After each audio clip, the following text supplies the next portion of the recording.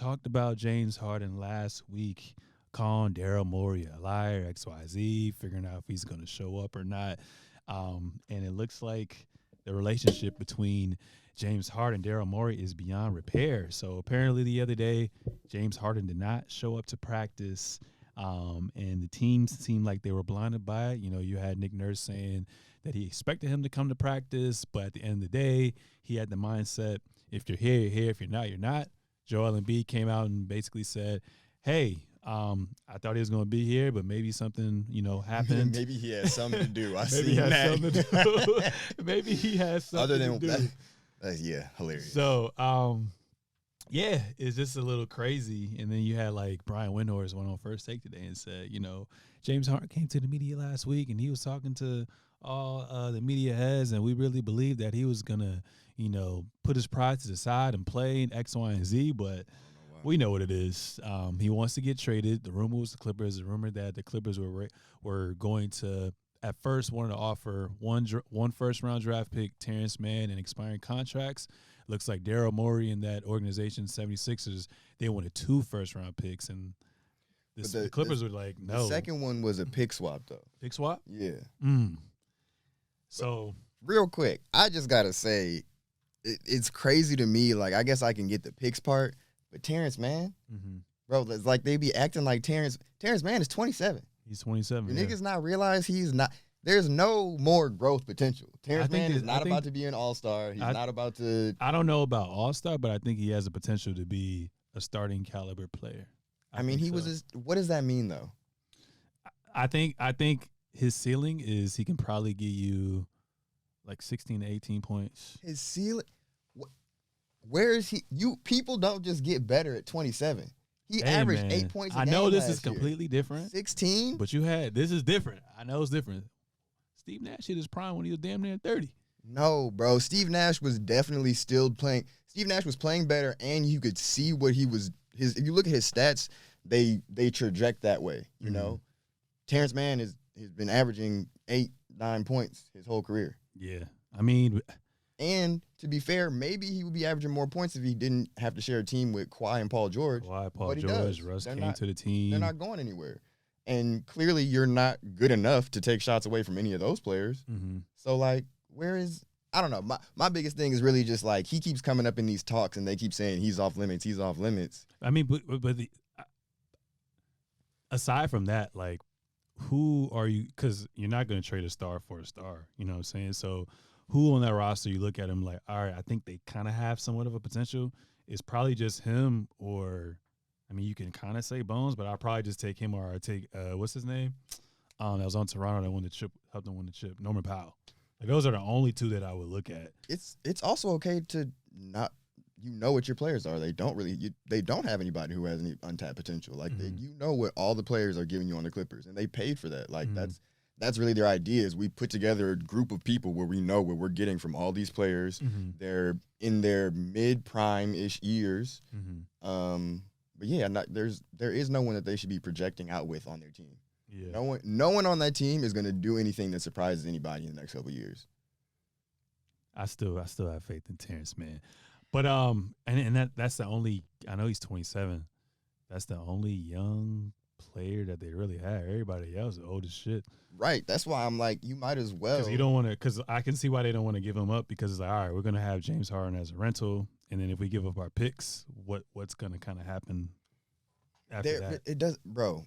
For me, it's like you're acting like, not you. I'm saying like the team is acting like they have any alternative. Like regardless, they're gonna be fucked if this doesn't work out. They already kind of are, to be honest with you, because they have two of the most injured stars. Yeah. But if it doesn't work out with James Harden and Paul George, that one draft pick is not about to change their franchise around. Yeah. 9 times out of 10. You could have got Wemby, but just the chances of that one pick being that consequential is just so low, especially when to be real, people and the Clippers are not known for drafting either. Yeah. So I don't know. Sometimes I still wish we kept Shea, and if Paul George didn't sign that extension with OKC, and Kawhi basically did what either LeBron did when he just went to the Lakers that first year by himself and just said fuck it, or I mean hindsight is stayed in Toronto that last year, then came to the Clippers. Like that would have been tough to see Shea as the point guard with those two as well, knowing their injury history. But if you're the Clippers, you just say fuck it and give them that pick. Yes, absolutely. I mean, one of my one of the pundits I talked to, I wish I listened to a lot. He said something I agree with is like these draft picks really get overrated. Mm-hmm. Like how often? I know I just said this, but how often are teams really hitting on their draft picks? Yeah, there'd be players taking. Well, I think this was 2017 or 18 or something. Like there was Dragon Bender was taken, Marquise Chris, like all these players within like the top 6 that aren't in the league anymore. Yeah, 5 years later. Yeah, so. Like Shea is the only one that I can think of from the Clippers in terms of drafting that was like really a success. Mm-hmm. Like they didn't even draft Zubac. The Lakers did. Yeah. Lakers did, yeah. I can't think of anybody else. And I don't even honestly remember much of their team before. I know they had Chris Paul was the last time they were. Oh, Blake Griffin. That was the last time that they drafted somebody good was Blake Griffin, and. Okay, a number 1 overall, that's the one you're kind of supposed to hit on. Yeah. Nah, I mean, like I said, it's all in. The players are older, so you kind of might as well. But I think what they're really doing is they're like, no one else on the market wants Harden, so why are we going to even think about giving you 2 first-round picks? For me, I get that he has destroyed his value, like completely destroyed his value, but that's really selling low to me. Like that's the lowest reasonable. That's why like Morey said, if you're not going to let me trade him for man and 1 first-round pick and a pick swap, then we don't need to talk. Because at a certain point, like I get all this other stuff that he's done, yeah, but he's going to make your team better. Yeah. And so I would do it. I think that it's, especially because that's what, like, kind of to your point is, they're in all-in mode. It's the same way as like the Warriors trading trading Poole for Paul. Yeah. Like, of course, in 3, even 4 years, like, you would rather have Poole, but you have to maximize you've done everything else to be all in. Like, you can't be half in and out, basically. Yeah. No, I agree with you as well, too. Either way, Joel Embiid's fucked. He's going to demand a trade. The process, I don't think he's going to demand a trade, bro. You don't? I really don't. All right, okay. But it's okay. So if you trade, let's play hypothetical. Let's put GM cap on. If you do trade James Harden, you're just left with Tyrese Maxey, and you're left with Joel Embiid, and then it looks like they're probably going to eventually move on from Tobias Harris. Like, you're not going to get better. Yeah, no, I mean, it's funny. And I'm not saying he's going to demand a trade right now. I think he's going to play the whole year. So that's not the topic of conversation this whole year, and it's the distractions to the team and the organization. I'm saying if James Harden leaves this season, by the offseason, Joel Embiid's out of there, bro. I don't know because, one, okay, is this the last year of Tobias Harris's contract?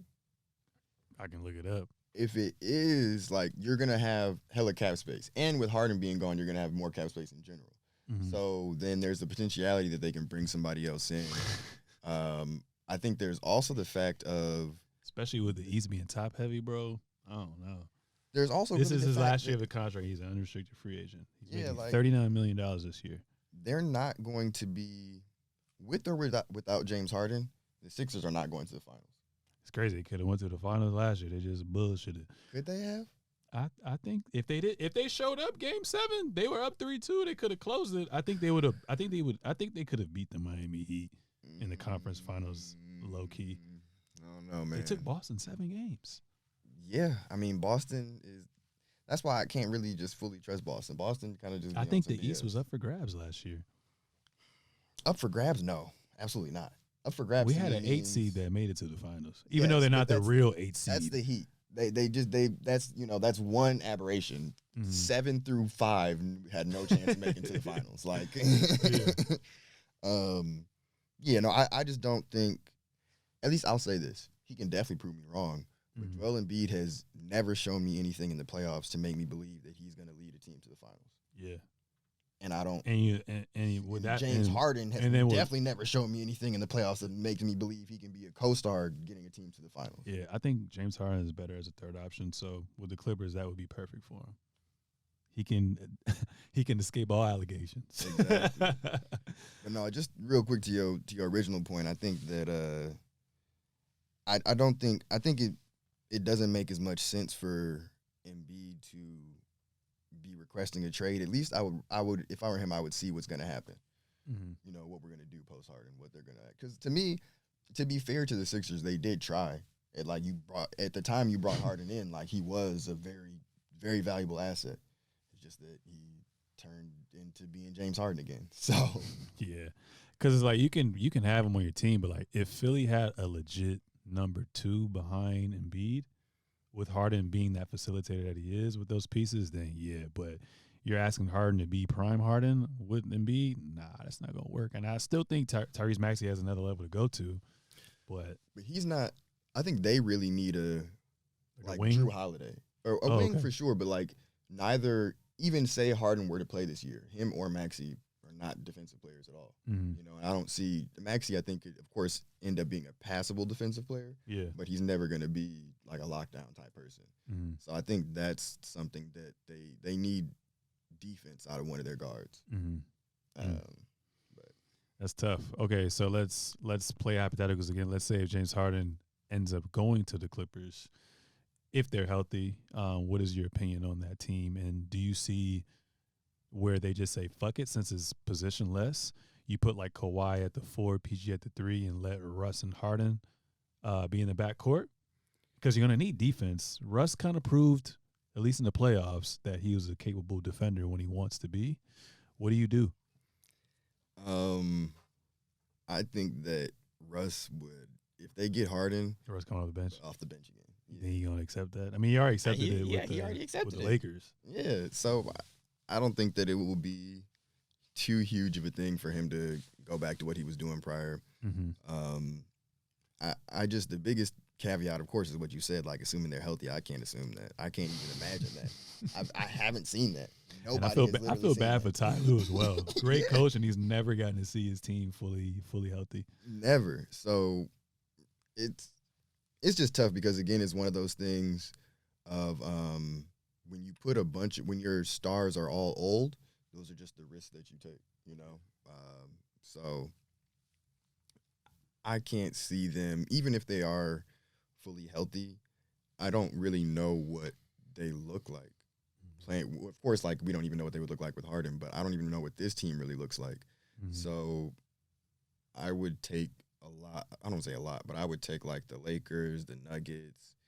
We'll see how Chris Paul looks with the Warriors, but I feel like there's a couple teams that I would still take over them to either make it to the conference finals or finals. Yeah, and I don't blame you for that as well too.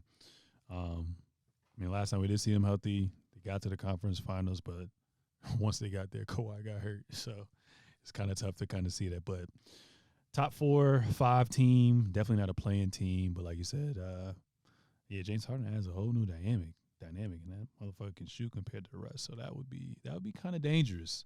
Worried about them defensively, and like you said, their age and injury history. But in a hypothetical, I really, really like that team going up against these other teams as well too, because they have that roster and the coaching where they can match it with anybody.